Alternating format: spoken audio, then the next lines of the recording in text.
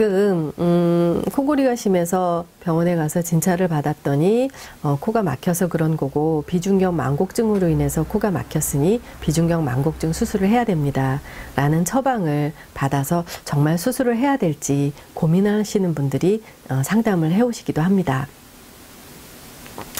두이비안에서는 비중격 만곡증의 수술의 정확한 그 기준점을 이렇게 제시하고 있습니다.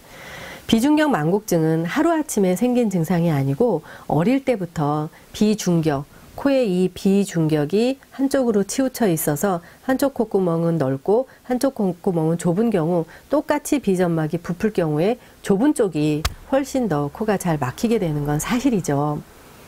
그러나 어렸을 때 아니면 10살 때, 20살 때까지 이 좁아진 코를 인식하지 못하고 양쪽 코로 숨을 원활하게 쉰 적이 있었다 그러면 비중격 만곡증 수술을 첫 번째로 선택하지 않게 말씀을 드립니다.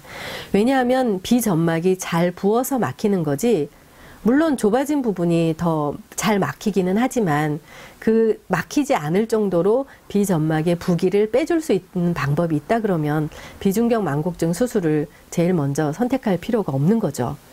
그래서 비중격 만곡증의 경우 비점막의 부기를 빼주는 충분한 치료를 거친 이후에도 정말 그 콧구멍이 뚫리지 않는다 그러면 나중에 선택해도 늦지 않는다는 말씀을 드릴 수 있는 거고요. 똑같이 코골이 치료를 위해서 비중격 만곡증 수술을 선택해야 되는 경우에도 똑같은 대답을 드릴 수 있습니다.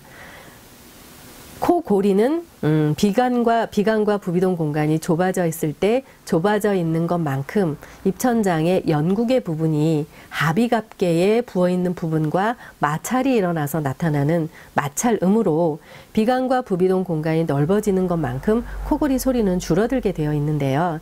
비강과 부비동 공간을 확보하는 비강 사열요법과 부비동 공간 안의 농을 빼내주는 석션법을 잘 반복적으로 사용하게 되면 비강과 부비동이 넓어져서 코골이 소리가 줄어들게 됩니다. 그래서 비중격 만곡증 수술의 선택은 한참 뒤에 그렇게 치료해도 낫지 않는 경우에 선택해도 틀리지 않습니다.